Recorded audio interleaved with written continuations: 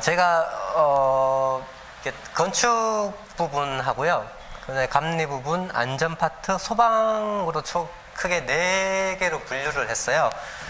과연 이 전기안전기술사 시작하시는 분들도 있고 몇 년 하셨던 분들도 있는데 과연 어떻게 접근을 하면 좋을지 이런 부분 판단 때문에 제가 분류를 해봤는데요.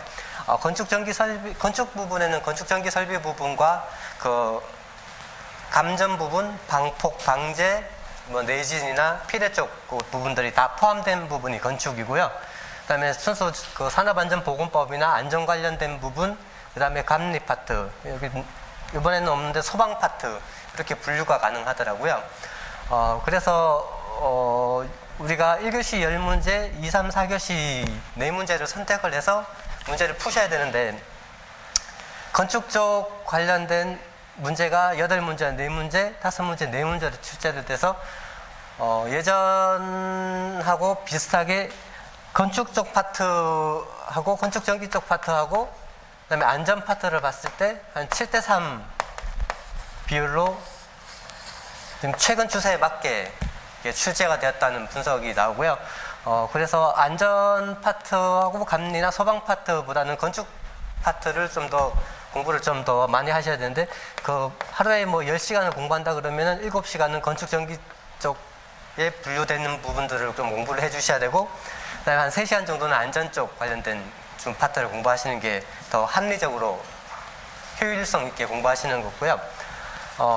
안전 문제를 제가 8년 정도 분석을 해봤는데 이 안전 쪽 문제가 되게 어려운 게 법규 관련된 문제가 많은 데다가 이 법규가 반복해서 출제되는 횟수가 적어요. 만약에 그 산업안전보건법하고 산업안전보건법 시행령하고 시행규칙 이 법을 다 알고 시험 치셔서 합격하실 수는 없어요. 근데 거기 출제되는 문제 자체가 빨리 반복이 안 돼요. 그러니까 보통 1년에서 2년에 반복해서 출제가 되면 그것만 공부하시면 되는데 봤더니 이게 3년 넘어버리더라고요. 그렇기 때문에 법적으로 공부해서 접근하시면은 똑같은 시간을 공부하셔서 효율이 좀 떨어져요. 그래서 그런 부분들을 좀 감안을 하셔서 공부를 좀 하시면 되고 그 이번 시험 보셨던 분도 계신데 시험 요번에 어떠셨나요? 시험 어렵죠? 요번에 어려우셨죠? 요번에 오신 어떠셨나요? 쉽지 않으셨죠? 제가 요번에 분석해서 볼 때도 풀이하고 준비를 할 때도 요번 시험이 딴 회사보다 약간 어려웠어요. 그래서 뭐 어렵고 쉽고를 떠나서 그게 어렵다고 그 합격자가 많이 적게 나오고 많이 나오고 그런 문제는 아닌데 다른 회차보다는 좀 문제가 약간 어려운 회차였다고 볼 수 있고요. 그래서 이게 그렇게 전체적인 122의 평은 그렇게 하고 세부적인 내용들을 풀이를 하겠습니다.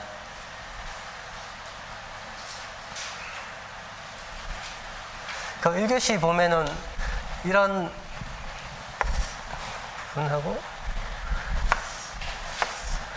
관리법 이런 부분들 그다음에 이 법적인 사항들 산업안전보건법 이런 법적인 사항들이 이번에 많이 출제가 됐어요. 법사항들은 다 법에 있는 내용들을 다 표기를 하고 그 서술을 해주셔야지만 점수가 나는데 이렇게 많이 출제가 됐기 때문에 10문제 선택하시는 데서 약간 어려움이 있었을 거고요. 그다음에 뭐 필해 설비나 변압기, 차단기, 변류기, 그다음에 변압기 이런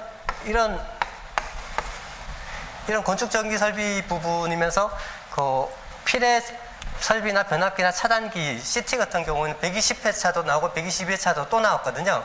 이런 식으로 반복되는 문제 같은 경우는 공부를 좀 심도 있게 좀 더 해주셔야 되는 부분이에요. 그래서 전체적으로 접근을 하실 때 그런 시각으로 접근하시면은 좀 더 낫고 법적인 사항도 산업안전보건법이 28년 만에 대대적으로 변경이 됐잖아요. 그 변경이 된 사항들을 그 출제 가능한 부분을 뽑아서 자기가 따로 공부를 하셔야 되고 그 전기사업법에서도 그 전기안전관리법이 분리가 돼서 2021년 4월 1일부터 효력이 발생을 합니다. 그런 부분에 대한 내용들도 따로 2021년 그 123회인가요? 123회 준비하실 때는 그런 부분들도 준비를 하시죠. 예를 들면 뭐 전기안전관리자에 대한 직무나 뭐 관련 사항들, 그다음에 뭐 검사하는 요소들이나 이런 부분들은 따로 공부를 좀 더 이렇게 내년에 하시는 분들은 좀 집중해서 공부를 하시고 준비를 해 두셔야 되고요. 제가 전기안전응용반을 맡아서 29일부터 그 수업을 하게 되는데 그런 사항들은 정리를 해서 뭐 또 나눠드리고 수업 들으시는 분은 나눠드리고 이렇게 준비를 같이 하는 방향으로 진행을 하겠습니다.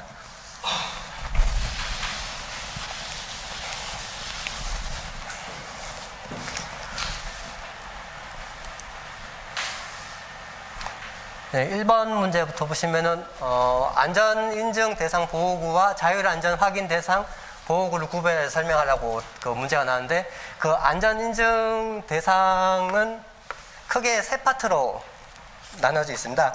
그 기계설비 부분하고 방호장치하고 보호구 파트인데, 이번에 출제는 보호구 파트가 출제가 됐고요. 그 보호구 중에서도 안전인증 대상이 되는 거하고 자율안전 확인 대상이 되는 두 분류로 나눠서 그거를 설명하라고 나온 문제고요.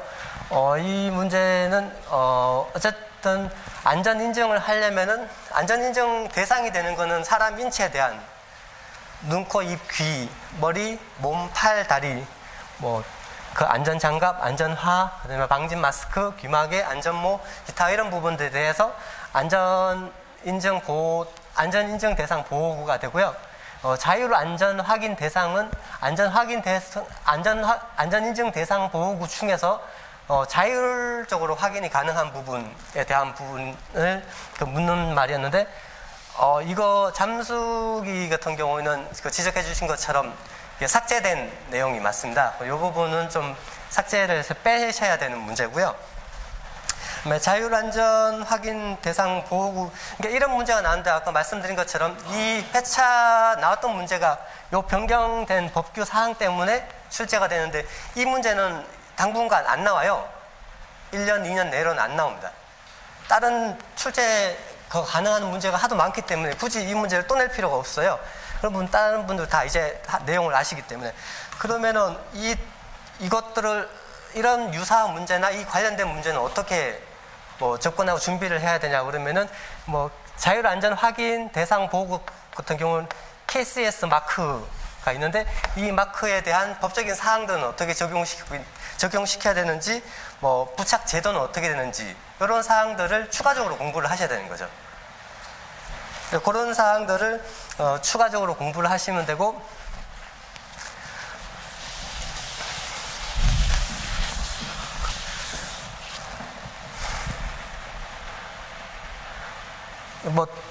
이거 안전인증 대상 보호구하고 자율안전 확인 대상 보호구에서 하나 예를 들면 안전모 같은 경우는 AB하고 A2하고 AB, E 세 개가 안전인증 대상 보호구고요. 근데 자율안전 확인 대상 보호구는 안전모 같은 경우는 여기 A, B에 해당하는 항목.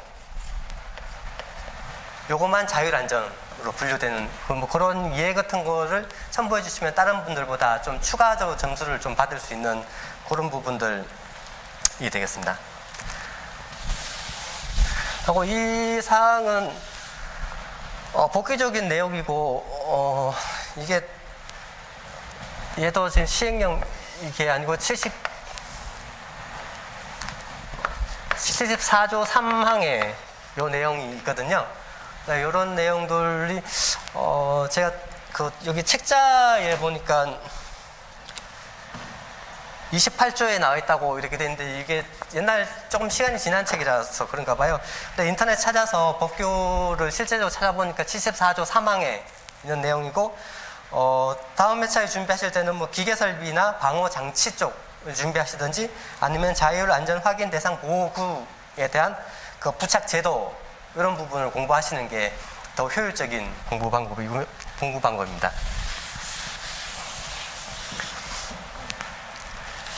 이렇게 속도하고 이런 진행을 할 건데요. 지금 하시는 중간에 질문사항이 있거나 좀 궁금하신 사항이 있으면 질문해 좀 해주시면 되겠습니다. 이번에 보시면은 필의 설비 구비 조건과 종류에 대해서 설명하라고 되어 있습니다. 이거는 뭐 건축 전기 설비 쪽 파트도 그렇지만 다른 파트도 기본적인 문제고요. 120회 전기 안전 120회 때 빌하고 필액의 구비 조건과 설치 기준에 대한 문제가 나왔습니다. 그렇기 때문에 필액이 이 부분도 매 회차에 반복되는 문제예요. 반복되는 문제이면서 필액이 같은 경우는 그 주요 설비이기 때문에 이런 부분들은 좀 집중해서 공부를 좀 많이 하셔야 되고 더 심도 있게 좀 공부를 하셔야 되고요. 필액기의 구비 조건과 종류에 대해서 쓰라 그러면은 1번 필액기의 개요 부분을 써주고요. 큰 항목이 구비 조건 항목, 그 다음에 종류 항목 두 가지가 답안지 나와줘야지 채점자가 그 부분을 보고 구비 조건을 쓰라고 했는데 구비 조건의 항목들이 제대로 다 들어가 있는지 그거 보고 체크를 하고 그 다음에 종류가 있으면 그 종류에 대해서 항목을 체크해서 점수가 나가는 그런 구조가 되거든요. 그래서 이번에 구비 조건을 보시면은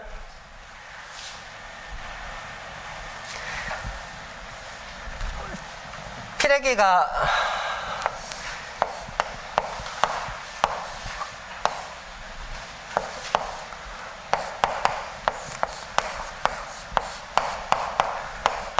필액이 피보호 대상이 보통 TR인데 이렇게 서지가 유입이 됐을 때 이걸 얼마나 신속하게 처리를 하는지 그 능력을 가진 게 필액기 설비이기 때문에 이 필액기에 그 충격 전류가 왔을 때 충격 방전 개시 전압이 낮아야 되고 상위 주파 방전 개시 전압이 높아야 되고 방전 내량이 크고 제한 전압이 낮고 속류를 신속히 차단하는 그 반복 동작이 도달되지 않는 요 항목들 6항목들이 들어가야 되고요.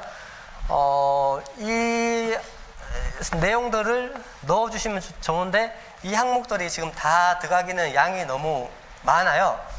그래서 중요한 거 한두 줄 정도 제한 전압하고 충격 방전 개시 전압, 충격 비 정도 이런 항목 정도는 추가를 해줘야지 남과 어쨌든 그 차별화를 줘서 들어갈 수 있으니까요. 점수를 더 받을 수 있으니까 이렇게 해주시고 충격 방전 개시 전압은 왜 이게 낮아야 하는지 좋으냐 하면은 이 뇌서지가 이렇게 유입이 되는데 이 충격의 방전을 개시하는 전압이라고 해서 뇌서지가 들어왔을 때 이 충격파에 대해서 필액기가 동작을 해서 방류를 하는 전압입니다. 그렇기 때문에 이 충격 방전 전압은 빌 값보다 높기 때문에 이 값이 얘보다는 낮을수록 성능이 좋은 필액기가 되는 거고요. 근데 상ring주파 방전 개시 전압은 높아야 되는 이유가 이게 상ring주파 방전 개시 전압은 여기가 있는데 이 전압이 낮으면은 일선 지락이나 그다음에 페런트 현상이나 이런 부분에 필액기가 동작을 할 수가 있어요. 그러면 그 필액기 같은 경우에 수명이 짧아지거나 제 효과를 못 내고 빨리 교체해야 되는 부분이 있기 때문에 상ring주파 방전 개시 전압은 높을수록 좋은 겁니다. 그래서 그 두 개의 비율을 나타내는 게 충격비이기 때문에 요 두 개를 다 정리를 할 수 있는 사항이고요. 방전 내량은 이 필액기가 방전을 했을 때 버티는 내량이기 때문에 이 방전 내량은 높을수록 클수록 좋은 거고 제한 전압은 낮을수록 좋은 게 여기에서 방전 중에 필액기 양단에 걸리는 전압이 제한 전압인데 이 제한 전압이 그대로 피보호기에 그대로 걸리기 때문에 이 제한 전압은 낮을수록 좋은 겁니다. 그런 기본적인 필액기의 구비 동작 부분이고 이 필액기가 아무리 성능이 좋고 해도 열화가 되고 그러면은 성능이 저하가 될 수가 있는데요. 그 열화돼서 성능이 저하되는 부분이 방전 내량 부분과 그 반복 동작 부분. 반복 동작 부분이 필에서 이상 전압이 유입이 되는데 이게 단파로 들어올 수가 있고 연속적으로 들어올 수가 있거든요. 그렇기 때문에 연속 동작으로 그 반복해서 빨리 방전을 하고 방전이 끝나면은 속류를 차단한 다음에 그 정상 상태를 유지하고 있다가 또 들어왔을 때 또 반복적으로 동작을 하기 때문에 이 반복 동작에 대해서도 열화되지 않는 조건들이 이게 상당히 중요한 부분이라고 말씀드릴 수 있습니다. 그리고 피레기 종류 부분은 크게 갭이 있는 타입과 갭이 없는 타입, 그 다음에 특성 요소가 그 SiC로 된 거와 ZNO 소자로 된 거, 그 다음에 외관이 자기와 폴리머 애자로 된 것이 있습니다. 피레기는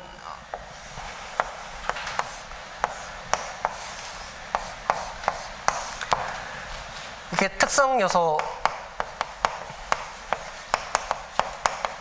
있고 갭이 있는데 요 갭이 없으면은 갭 리스 타입이고 갭이 있으면 갭형이고, 그 다음에 요 특성 요소의 소자에 따라서 SiC 소자와 ZNO 소자로 구별할 수 있고, 얘를 감싸는 재질에 따라서 폴리머 재질과 애자 재질로 나눌 수가 있는데, 이 사항들을 제가 그 답안지가 22줄이 있어요. 22줄이 있는 중에 그 제목 쓰고 답 쓰고 개요 쓰고 소견 쓰고 그걸 다 날리고 나면은 22줄에서 6줄 하면 순수하게 답안지를 쓸 수 있는 게 한 페이지 기준으로 쓴다 그러면 16줄이 나오는데, 아까 얘기한 그 피레기 구비 조건을 8줄 써야 되고 얘를 8줄 안에 써야 되는데 절대 못 써요. 그러면은 이 문제 풀이는 이런 식으로 돼 있고 어떤 책에도 다 이런 식으로 돼 있는데, 이거는 공부하실 때 이렇게 공부하시는 거고, 답안지 쓰실 때는 이런 갭하고 특성 요소하고 여기 폴리머하고 애자의 재질 이런 부분의 그림을 하나를 그려주고 요 옆에다가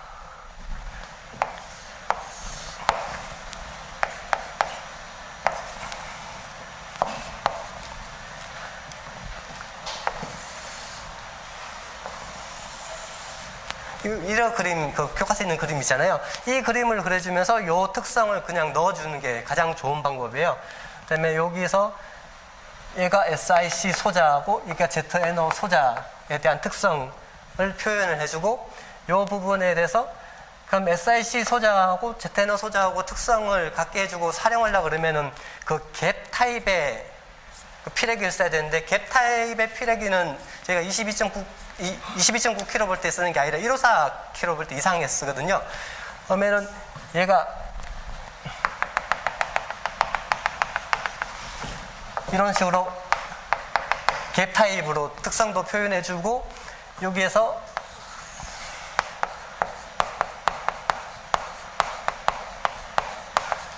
누설 전류하고 누설 전류에 대한 그 갭 타입과 SiC 타입과 ZNO 타입에 대한 특성들, 누설 전류에 대한 특성들을 설명해주고, 그 다음에 이 부분에서 동그라미 친 다음에 여기서 속류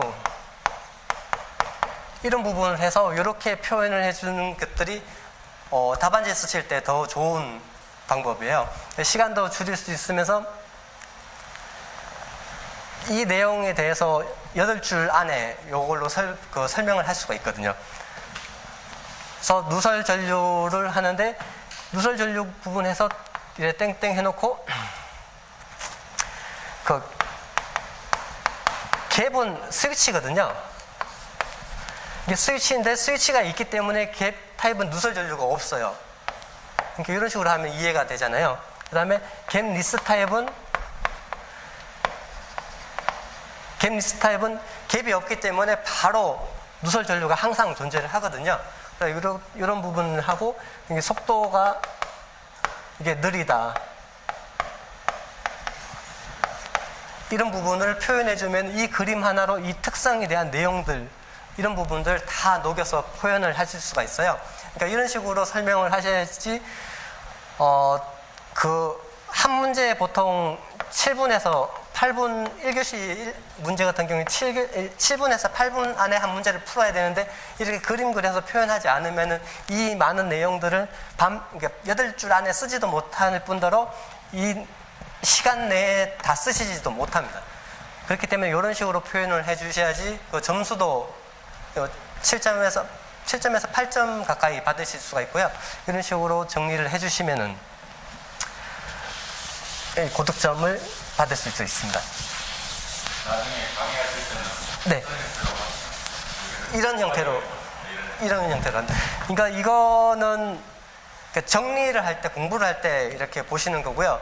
근데 제가 기본반하고 중급반하고 고급반하고 이게 모교사 반이 있으면은 처음에 하시는 분한테 이렇게 설명하시면 못 알아들으세요. 내용을 모르시잖아요. 그렇기 때문에 못 알아듣시는데 그때는 천천히 하거나 아니면 자세하게 하거나 추가적으로 질문하시는 그렇게 진행을 하고, 근데 다 내용을 아시는 분은 이렇게 설명하시면 되게 지루해 하세요. 뭐 더 이상 들을 것도 없고, 뭐 똑같은 얘기 똑같이 하는데 굳이 돈 내가면서 시간 내가면서 보실 필요가 없는 거잖아요. 그래서 상황에 맞게 병행해서 할 생각입니다. 기본적으로는 저렇게 가고, 그 다음에 최종적으로는 이렇게 표현하셔야지만 뭐 점수도 더 되고 시간도 절약할 수 있는 그런 방안들을 좀 이게 그렇게 방향으로 설명을 드릴 겁니다. 네. 답안지 작성하는 문제는 네. 모의고사를 실시하게 되면 나중에 청문회가 한다든가 이런 쪽으로 해서 그 부분을 설명을 해주는 게 낫고요. 네. 강의는 그냥 자체적인 내용을 가장 중요한 키워드들을 준비해서 이런 식으로까지만 설명을 해주면 예, 뭐 나중에 어느 정도 내용을 알고 있는 분들도 이해를 하고 넘어갈 수 있는 부분이라고 생각을 하고, 수업 시간에 자꾸 답안지 작성하는 쪽으로 해서 답안지 작성은 그건 한 파트에 잠깐 이렇게 표현법이잖아요. 그거는 그렇기 때문에 그런 많이 차지하지는 않을 거예요. 네.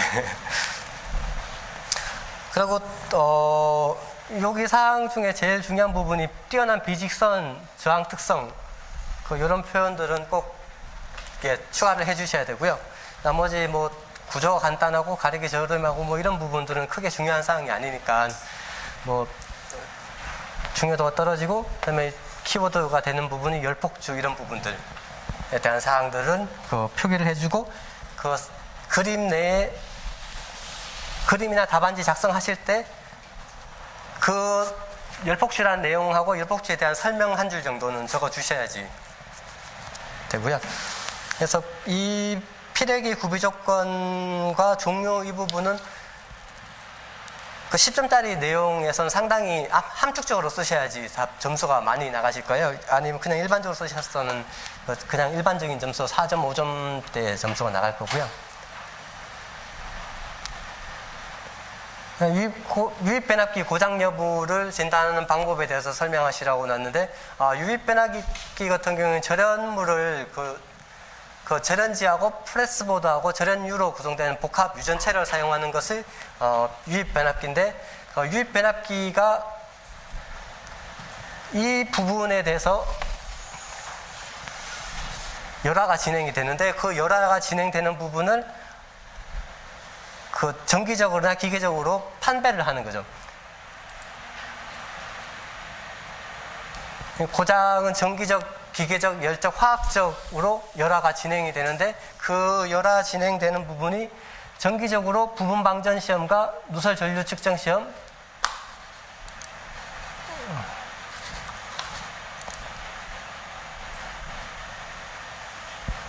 그 유전 정적 시험과 RVM하고 그 외 시험으로 나눠지고요. 그 비정기적인 시험은 유증가스 분석 시험과 절연지 시험, 절연유 시험, 온도 측정 시험 등으로 판별을 하고 있습니다.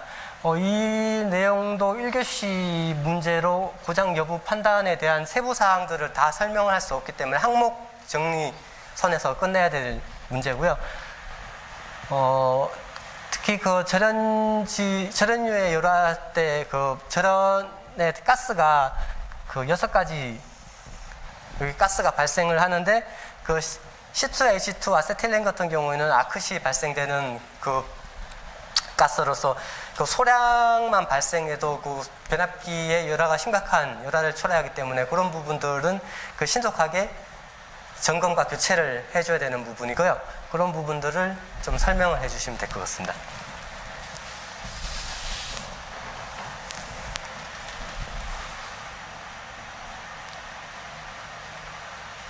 네, 차단기 그 트리프리에 대해서 설명하시라고 되어 있습니다. 차단기의 트리프리는 차단기의 그 온, 오프 동작을 수행할 때 그 투입보다는 개방이 우선순위를 둬야 된다는 그 기능이고요. 그러니까 주 회로가 통전 상태일 때 투입 신호가 지속되더라도 트립 장치의 동작에 그 차단기의 트립을 할 수 있는 그 능력을 얘기할 수 있습니다. 그러니까 차단기 같은 경우에는 정상 상태였을 때 그 도체 역할을 하고 개방 상태였을 때는 절연체 역할을 해서 그 전류의 흐름을 흐르게 하거나 그 차단할 수 있는 그 차단 기기인데요. 이 차단기 같은 경우에는 고장 상태에서 지락 전류가 발생을 했을 때 신속하게 차단을 해서 고장이 파급이 되지 않는 그런 역할을 해줘야 되고, 그래서 그러니까 투입 시 그 선행 아크나 기계적 반발력이 이기고 그 투입을 해주고, 개방 시 아크를 신속하게 제거해서 절연을 유지하는 게 그 차단기의 동작이라고 할 수 있습니다. 그래서 고압 차단기와 저압 차단기로 나눠서 그 구별할 수 있는데, 저압 차단기 같은 경우에는 그 MCCB 같은 경우 MCCB를 이렇게 잡고 있어도 그 힘을 이기고 얘가 트립이 되는 그거를 트리프리 현상이라고 얘기할 수 있고요.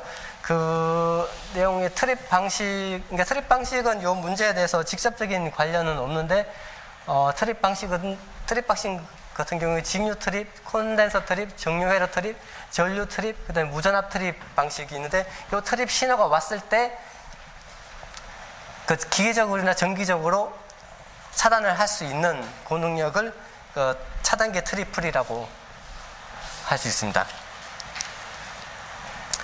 근데 이 부분은 실제적으로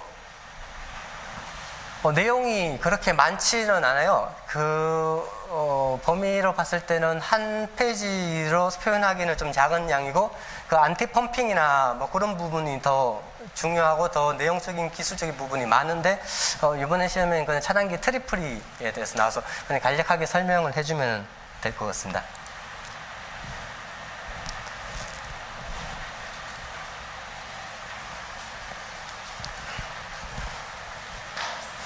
전력기술관리법에서 정한 감리, 배치, 신고 대상과 제외 대상에 대해서 설명하시라고 문제가 나왔고요. 관련 규정은 전기기술관리법 제12조 시행령 20조에 그 내용이 있습니다. 그래서 아까도 말씀드렸지만 이 사항들이 반복적으로 나와주지도 않는 데다가 이 세부적인 항목이라서 항목 자체를 다 암기하고 계신 분들도 없고 그래서 이런 문제들이 약간 좀 어렵게 느껴지실 거고요. 저도 이런 법규적인 사항이나 이런 부분들은 많이 안 했어요. 그건 개인적으로 관련된 업무를 하시거나 좀 관심 있으신 분이 추가로 정리를 하셔서 가지고 가시는 문제라고 해서 좀 한번 그냥 읽어보시면 될 것 같고요. 그래서 다음에 이런 문제가 또 당분간 이제 바로 나오진 않을 건데, 한참 뒤에 났을 때 어떻게 가져가셔야 될지 뭐 그런 부분도 좀 고려를 하시면서 공부를 하셔야 될 거고요. 산업안전 심리 5대 요소 이런 부분도 자주 출제되는 문제도 아니고 그러니까 제가 8년 동안 분석한 자료는 처음 나오는 문제예요. 이런 처음 나오는 문제를 반복도 안 되는데 어떻게 공부를 하고 어떻게 가져갈 건지 이런 부분도 고민을 좀 해봐야 될 부분이고요. 그러니까 산업안전 심리 5대 요소는 동기, 기질, 감정, 습성, 습관 이렇게 나와 있어요. 그러니까 문제 풀이를 하고 자료를 찾아봤을 때는 아주 간단하고 5줄밖에 안 되는 간단한 문제인데, 이거를 수험자가 어떻게 가져갈 건지 이런 부분들을 생각을 좀 해보시면서 기본서 이런 책을 이제 보실 때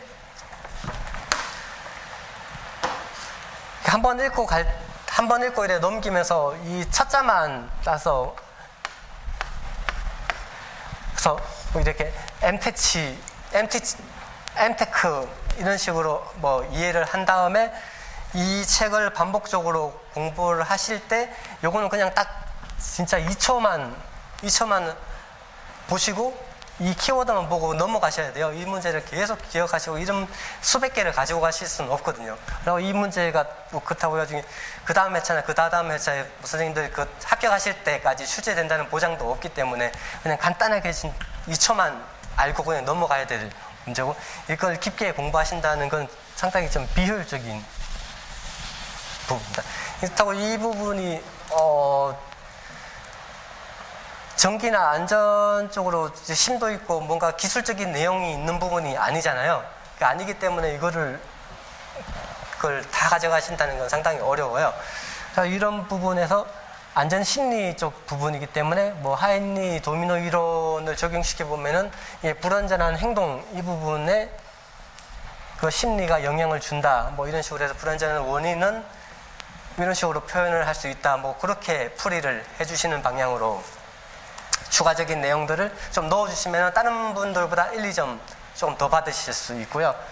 뭐 이 도미노 이론은 뭐 다 기본적인 원인하고 간접적인 원인하고 직접적인 원인으로 사고가 일어나서 상해를 입는 그런 도미노 이론이고, 이 도미노 골패를 빼버리면 도미노가 넘어지면서 사고를 방지할 수 있다. 뭐 이런 내용들은 다 아시는 내용이니까 뭐 그런 내용들을 뭐 한 줄 더 추가를 해주시면은 좋은 답안지가 될 거고요. 너무 뭐 동기, 감정, 습성 뭐 이런 부분만 넣어주시면 너무 짧으니까 그런 부분들을 좀 그 관련된 내용들을 좀 더 추가를 해주시면 좋을 것 같습니다. 근데 이렇게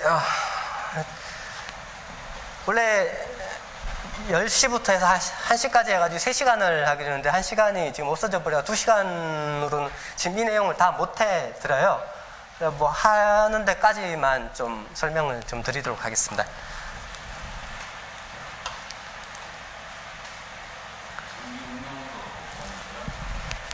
예, 자, 네. 강의를 하냐고요? 네, 합니다.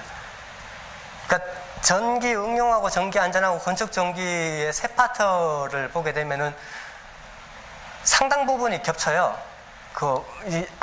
이게 좀 번외 얘기인데, 이게 건축 전기, 이거는 쉬는 시간에 말씀을 드릴게요. 그러니까 어쨌든 이게 1교시 7번 문제가 근육이 CT의 포화 전압의 정의와 포화 전압과 부하 임피던스의 관계에 대해서 설명하러 나왔습니다. 120회 때도 그 변류기 관련해서 과전류 중수하고 과전류 강도가 3교시 문제로 나왔어요. 이 문제도 변류기 문제도 반복적으로 나오는 문제고, 그 전기 관련된 종목에서는 아주 기본적이고 중요한 사항이기 때문에 이런 부분도 좀 중요하게 공부를 좀 하셔야 되고요. 변류기는 어떤 질문이 나고 어떤 것들도 나와도 가장 중요한 게 포화예요. 변류기 문제에서 포화를 거론을 안 하면 그거는 점수가 나갈 수가 없어요. 그때 변류기는 포화가 중요하고, 그 포화되는 전압, 닉포인트 볼테이지가 뭔지, 그 다음에 포화와 부하 임피던스의 관계가 어떻게 되는지, 그런 것들을 질문을 하는 문제였고요. 변류기 같은 경우에는 기본적으로 이 등가 회로가 꼭 들어가줘야 되거든요. 이 변류기하고 PT나 변압기하고 가장 큰 차이점이, 결선으로 보게 되면은 변압기 같은 경우는 이렇게 결선이 되고요. CT 같은 경우에는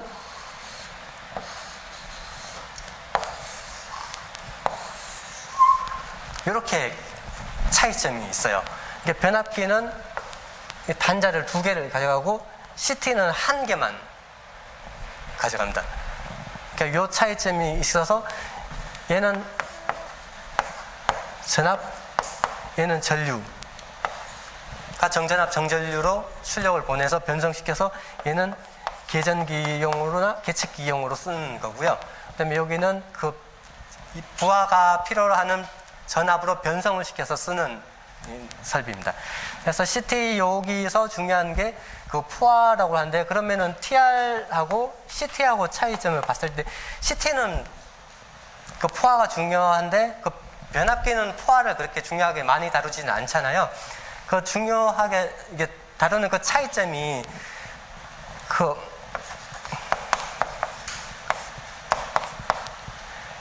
이 그러니까 자석이 세기가 그 자석 밀도로 봤을 때 변압기는 철심이 이제 크잖아요. 그러니까 1000kVA 같은 경우에도 철심이 한 이 정도 높이로 철심이 큰데 CT는 그 100대5 뭐 200대5 해봐야 CT 요만큼밖에 안 되니까 빨리 포화가 돼버리거든요. 그 포화의 철심의 크기에 따라서 포화가 중요하고 그 철심이 그 자로라고 해서 자속이 흘러갈 수 있는 길을 그 철심을 이용해서 만드는 공심을 이용하지 않고 철심을 이용해서 만드는 거기 때문에 그 철심의 크기와 그 재질 구성에 따라서 그 포화할 수 있는 그 부분이 좀 틀려진다고 볼 수 있습니다. 그래서 CT 포화 같은 경우 포화 전압은 그러니까 CT가 포화하는데 여자 전압이 10% 증가할 때 여자 전류가 50% 증가하는 지점, 이 지점을 닉포인트 볼테지라고 하고, 이 닉포인트 볼테지는 부담 곱하기 과전류 정수 나누기 전류로 그 표현을 할 수가 있습니다. 그래서 이 부분에 대해서 그 닉포인트가, 그러니까 CT가 이 지점 이상으로 됐을 때는 이제 포화가 된다고 나타낼 수 있고, 이 그림은 이 문제에서는 반드시 들어가야 될 부분이고요. 그다음에 이 그러니까 포화 개시 전압은 이렇게 나타내면 되고, 그 임피던스의 관계 같은 경우는 그 포화 전압과 임피던스의 관계 같은 경우는 VA는 과제일 정수하고 그 일정하다는 조건이 있는데, 일정하다는 조건과 그러니까 포화가 하면은 그 부담이 클수록 포화가 이렇게 빨리 일어나는데, 요 그림을 그려주면서 그 부담이 클수록 포화가 빨리, 그러니까 전격 부담보다 사용 부담이 클수록 그 포화가 빨리 일어난다는 그런 내용들을 추가로 해주시면 될 것 같습니다. 그리고 요 부분은 요까지 해주시면 되는데, 이게 추가로 좀 더 하시고 싶으신 분들은 요 그림 보호 개전 부분을 더 넣어주시면 되고요. 그 다음에 거기에 그 파워 퓨즈의 차단 곡선이 있고, 이게 12의 차단 능력이 있을 때, 이 CT는 그 CT 포화점은 이 차단되는 점 이후로 돼야 된다는 이 그림하고, 뭐 변압기 돌입 여자 전류나 전동기 기동 전류 같은 경우 이렇게 표현을 해주면은 좋고요. 그다음에 여기에 TFPC라고 했는데, 요거는 TFPC는 아니고요. TFPC는 이게 커브잖아요. 커브이기 때문에 이렇게 표준을 하셔야 되고, 예전에 요 부분에 그 안시 포인트라고 있는데, 그 안시 포인트는 포인트 지점을 얘기하는 건데, 요거는 커브라고 했는데, 요건 표현을 좀 이렇게 좀 더 해주셔야지 정확한 표현입니다. 이 부분은 시점짜리 문제는 굳이 이래 넣을 필요는 없는데, 이런 부분 넣어주면은 CT나 보호 개전 쪽의 개념도 잡혔다고 판단하기 때문에 플러스 점수를 받을 수 있는 그런 부분이고요.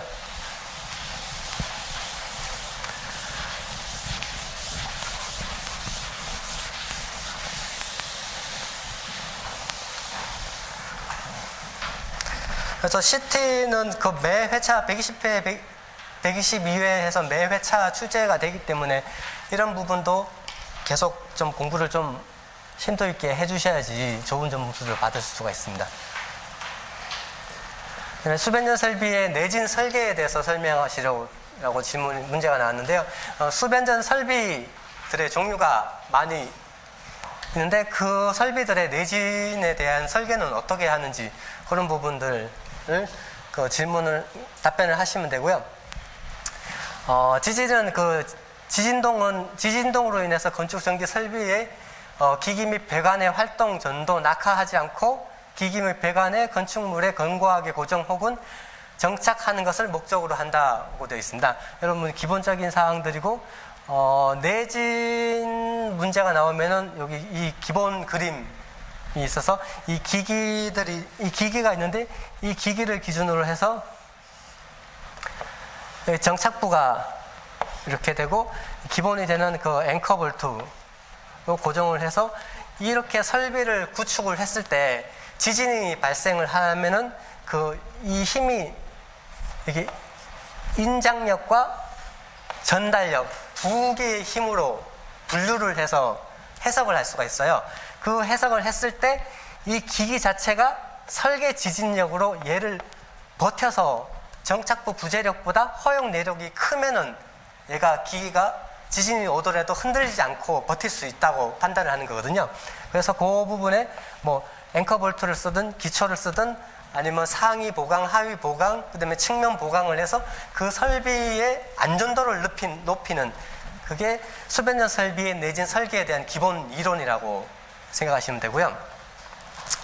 그래서 지진이 발생해서 수평 방향으로의 지진력과 수직 방향으로의 지진력, 그러니까 전달력과 인장력이 발생을 했을 때 그 힘에 대한 힘이 발생을 하고 응답 스펙트럼은 이 문제에서는 굳이 안 넣어도 되는데요.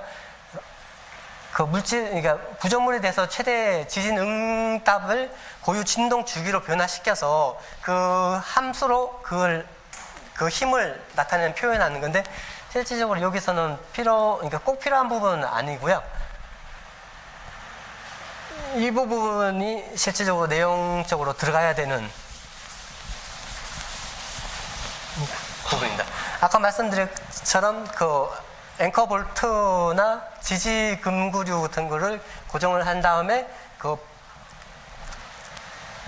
내력, 인장력과 전달력에 대해 버틸 수 있는 힘을 갖고요. 그 다음에 트레이 같은 경우도 그 내지나 지중 지지대를 더 튼튼하게 하고, 그 다음에 판넬 같은 경우 하부나 상부 보강대, 그러니까 이게 벽면에 설치하는 부분 같은 경우에는 여기 보강대, 이게 측면에서 봤을 때 이거 보강대를 더 추가를 해서 이게 전달력에 버틸 수 있게 하는, 여기 물론 이게 앵커 볼트를 받겠지만 이런 부분들을 추가적으로 오히려 할 수 있는 그런 부분들을 설명해 주면 되고요. 여기에서는 이제 좀 약하게 했는데 제일 중요한 부분이 그 변압기, 그다음에 트레이하고 제너레이터 같은 경우, 제너레이터는 기초를 할 때 기초하고 지금 건축 기초하고 별개로 하면서 여기 패드, 고무 패드를 진동이 오더라도 얘가 흔들리지 않고 이쪽 영향에 주지 않게, 이게 제너레이터가 안착이 되면은 요게 영향을 주지 않게 이렇게 해주는 발전기 부분하고, 그다음에 액세스 플로어 위에 렉 같은 게 올라가면은 그 액세스 플로어 하단 부분에서도 보강대를 더 해줄 수 있는 그런 부분하고, 그런 부분을 더 추가를 해주시면 될 것 같아요. 글로 써주셔도 되고 그림으로, 대표적인 그림으로 그려서 표현해 주셔도 되고요.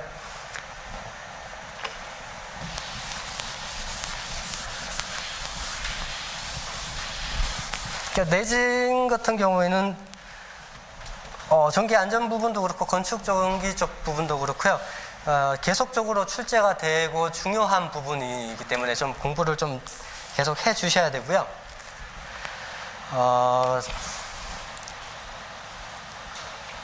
그다음에 정전기에 의한 인체 대전 방지 대책에 대해서 설명하시오라고 했는데, 정전기는 전하가 공간적으로 축적이, 이동이 변화가 적게 축적이 되는 현상으로서 정전 유도 현상으로 대전이 되게 됩니다. 그다음에 그 대전되는 것은 그 마찰, 박리, 유동, 분출, 유도, 충돌, 교반, 파괴, 비말, 적하, 침강, 부동, 동결에 의해서 그 발생을 하게 되고, 그 발생을 했을 때 그 크기에 영향을 주는 요소가 그 재질에 대한 종류, 특성, 표면 상태, 뭐 분리 속도나 이력, 면적, 압력, 분출물에 따라서 그 크기가 달라지게 되고, 그 시간이 계속됐을 때 점점 축적이 되는 거죠. 축적이 됐다가 분리할 때 그 전기 이중층에서 정전기가 발생을 하게 되는 거고요. 그다음에는 정전기가 그렇게 발생을 했을 때 인체에 대전을 시키게 되는데 인체 대전에 대한 방지 대책은 뭐냐고 물으면은 일반적으로 이상 전압이나 뭐 이런 부분들은 다 전력 품질 쪽 관련되는 것들은 문제가 나오면은 답안 구성은 어쨌든 그 원인, 영향, 대책으로 그 나눠져서 표현을 해주는 게 가장 좋은 그 프레임이 되고요. 여기에 대해서 원인을 설명을 해주면 그 영향 부분, 인체 정전기가 측정이 됐을 때 HBM 그 휴먼 바디 모델하고 차지 디바이스 모델하고 그 FIM 모델이 있는데 휴먼 바디 모델은 인체가 대전이 됐을 때 어떤 칩이나 IC 소자를 만져서 그 소자가 절연히 파괴되는 것을 그 HBM이라고 하고 CBM은 그 반대로 그 대전되어 있는 물체를 만지거나 다른 물체하고 접촉이 됐을 때 파괴되는 것을 그다음에 CDM이라고 합니다. 그럼 FIM은 그 전자기장이 된 유도로 인한 그 부분이고요. 이런 부분들을 영양 부분들을 설명을 해주시고 인체 대전에 대한 방지 대책으로 정전기는 아까 말씀드린 메커니즘 상의 정전기가 발생을 적게 하게 하면 되고요. 그다음에 정전기가 발생을 하더라도 인체에 대해서 축적을 방지하면 되는 거고 인체에 대해서 축적이 되더라도 그 위험한 조건에서 방전만 되지 않으면 세 가지 조건만 되면은 정전기에 대한 방전 대책은 마련됐다고 볼 수 있습니다.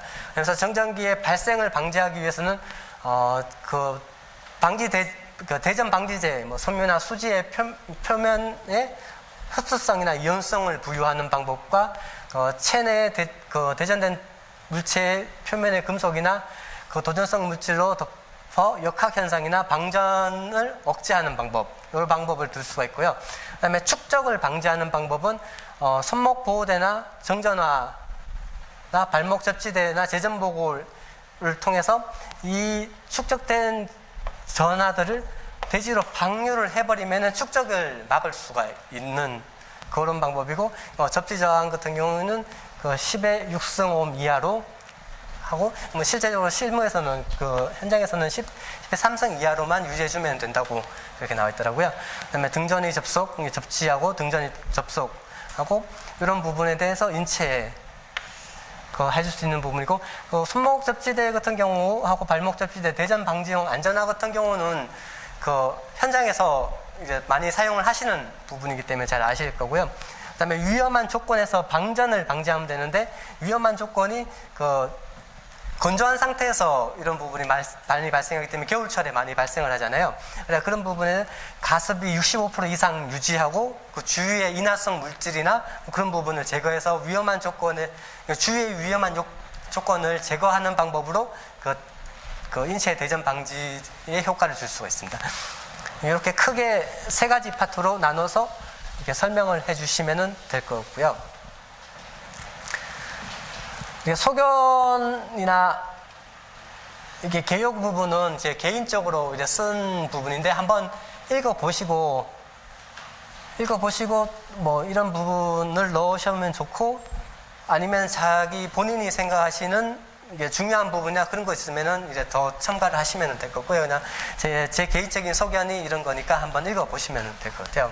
뭐 축적되는 에너지는 그 2분의 1 CV 자성에 대한 에너지가 축적이 되니까 이 축적되는 에너지에 대해서 어떻게 보호 대책을 할 것인가 뭐 이런 부분에 대해서 좀 거론을 한 부분입니다. 10번까지만 할게요. 10번에 변압기 용량 산정할 때 검토 사항에 대해서 설명하시오라고 되는데 변압기 용량 같은 경우에 수변전 설비 내에서 수전 인입점 이후에 부하로 전력을 공급할 때 가장 중요한 설비라고 할 수 있습니다. 가장 중요한 이유는 부하가 220V, 380V, 3.3, 6.6kV에 사용할 수 있는 부하들이 있는데 그 부하에 필요한 전압으로 변성을 해서 공급을 하고 있기 때문에 그 변압기가 가장 중요하고 그 피레기의 제1보호 대상도 변압기로 되어 있습니다. 그 변압기의 가장 중요한 부분이 그 변압기 용량 선정이라고 할 수가 있는데, 그 용량 선정 같은 경우 너무 과하게 설계를 하거나 너무 작게 설계를 했을 때 문제점이 다 있기 때문에 그런 부분에 대해서 적정 용량 선정이 중요하고요. 적정 용량 선정을 하기 위해서 총 부하 설비의 수용률과 여유를 곱해줘서 이 변압기 용량이 총 부하 설비에 충분한 전력을 공급할 수 있는 능력을 가지고 2단 구성 같은 경우에 그 부등료를 곱해줘서 그 변압기 용량을 선정하는 요 기본적인 사항과, 부하로 봤을 때 이 기본 설계하고 시시 설계하고 구별을 할 수 있는데, 여기는 그렇게 디테일하게 나누지는 않고요. 뭐 조명 설비 같은 경우에는 총 부하 설비의 역류를 나눠주고, 동력 부하 설비 같은 경우 그 총 부하 설비의 역률과 효율과 역률, 그 다음에 기타 부하의 여유를 곱해서 동력 그 부하를 선정하고, 용접기 부하는 이렇게 설정을 하는데, 이렇게 설정을 하는 외에 이거는 설정하는 방식에 대한 내용이고요. 그러면 그걸 했을 때 어떤 사항들을 검토를 다 해봐야 되냐, 그 문제였었고, 그 사항들은 뭐 부하가 여기처럼 동력이나 조명 부하, 특수 부하인지 부하의 특성을 파악을 해야 되고, 그다음에 변압기 같은 경우에 수전 방식이나 이 변압기 대수를 어떻게 해야 되는지, 그다음에 전압 변동이나 전압 강화, 그다음에 주위 온도, 이 환경적인 부분이 어떻게 되는지, 그다음에 단락보 방식, 단락 전류 추정, 그다음에 부하 밸런스, 그다음에 고접화, 여자 전류, 여자 도립 전류, 뭐 서지 이행이나 뭐 장내 부하 증설 부분을 고려해서 이런 내용들을 해줘야 되고, 이 내용도 이제 고전적인 문제라서 이런 내용들을 공부한 3년 이상 다 하신 분들은 다 아는 내용이시거든요. 그런 내용들 그림하고, 이런 고접하면은 THDF로 해서 용량 관련되고, 4교시 때도 이 문제가 나왔잖아요. 요 계산하는 문제가 나왔는데, 이런 수식 같은 거를 이렇게 넣어 주셔야지 이게 다른 분들보다 좀 점수를 좀 더 받을 수가 있어요. 그래서 이렇게 이 문제도 그렇게 정리를 하시면은 될 것 같습니다.